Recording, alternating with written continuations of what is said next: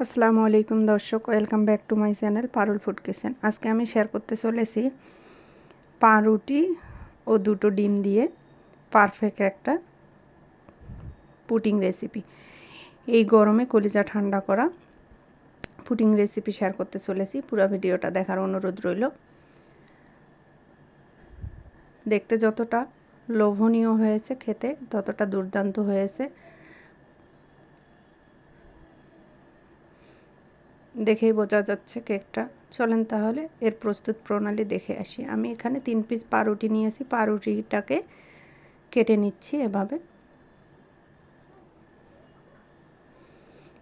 ছোট টুকরা করে কেটে নিয়েছি। এখন এটাকে আমি 2 কাপ দুধ দিয়ে ভিজিয়ে রাখবো। দুধটা আমি গরম করে নিয়েছি, কুসুম গরম ছিল দুধটা। এখন এটাকে নেড়ে চেড়ে ভিজানোর জন্য রেখে দিলাম।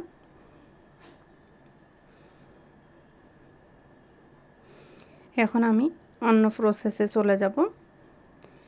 আমি দুটো ডিম নিব। 3 পিস পাউরুটির জন্য আমি দুটো ডিম এবং হাফ কাপ চিনি অ্যাড করেছি এবং হাফ চামচের কম ভ্যানিলা এসেন্স দিয়েছি ডিমের গন্ধ দূর হওয়ার জন্য। চিনিটা যতক্ষণ গলে যাবে না ততক্ষণ এটাকে ভালোভাবে মিক্সড করে নিচ্ছি। আমার মিক্সড হয়ে গেছে। এখন আমি পাউরুটিটা ব্লেন্ডারে ব্লেন্ড করে নিয়েছি এবং ছাঁকনি দিয়ে ছেঁকে নিয়েছি এবং ডিমের মিশ্রণটাও ছেঁকে নিয়েছি। ছেঁকে নেওয়ার চেষ্টা করবেন, তাহলে পারফেক্ট কেক তৈরি হবে।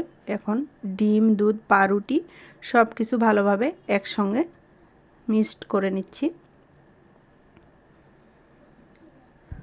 সবগুলো উপকরণ ভালোভাবে একসাথে মিক্সড করে নিচ্ছি।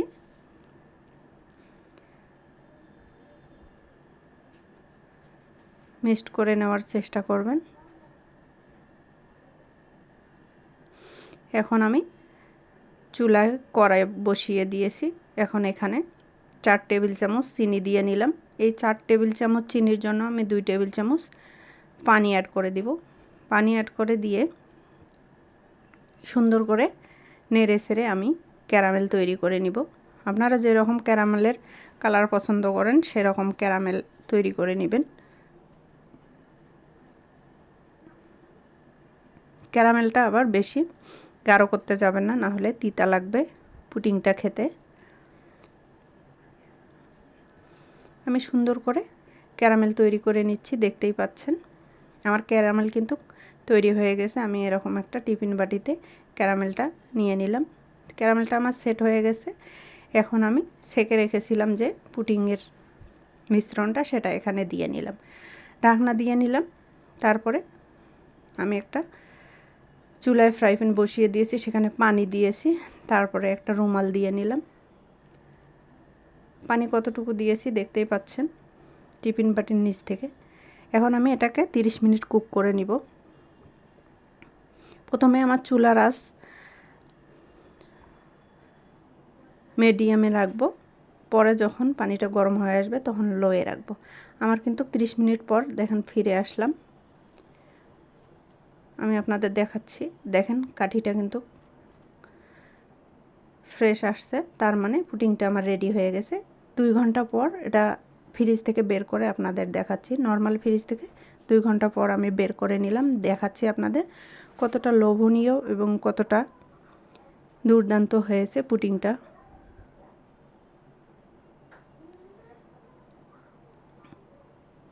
দেখেন মাশাল্লাহ পুডিংটা দুর্দান্ত হয়েছে, খেতেও কিন্তু দুর্দান্ত হয়েছে।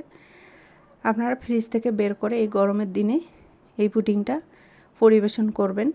যারা খাবে তাদের কলিজা ঠান্ডা হয়ে যাবে।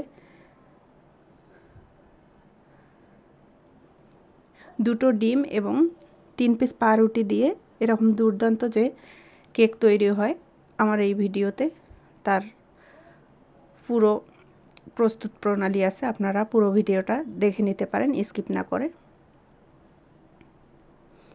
বাচ্চারা এ ধরনের কেক পছন্দ করে, আপনারাও ট্রাই করতে পারেন।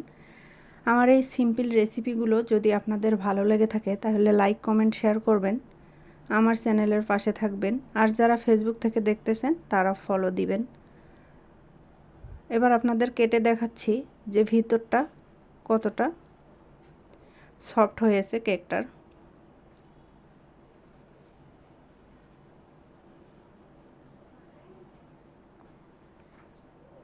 দেখেন কতটা সফট হয়েছে ভেতরটা, দেখেন কতটা লোভনীয় লাগতেছে, ভিতরটা কতটা সফট হয়েছে।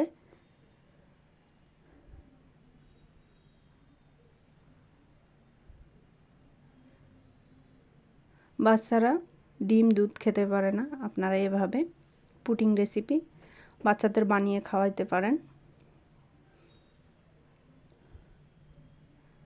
এই পুডিং বানাতে অত বেশি খরচও হয় না, আবার অত বেশি সময়ও লাগে না। ভালো থাকবেন, সুস্থ থাকবেন, আমার জন্য দোয়া করবেন। আর একটা নতুন রেসিপি নিয়ে আমি আপনাদের মাঝে আসবো ইনশাল্লাহ। এ পর্যন্ত আপনারা আপনার পরিবারকে নিয়ে ভালো থাকবেন, সুস্থ থাকবেন। আল্লাহ হাফেজ।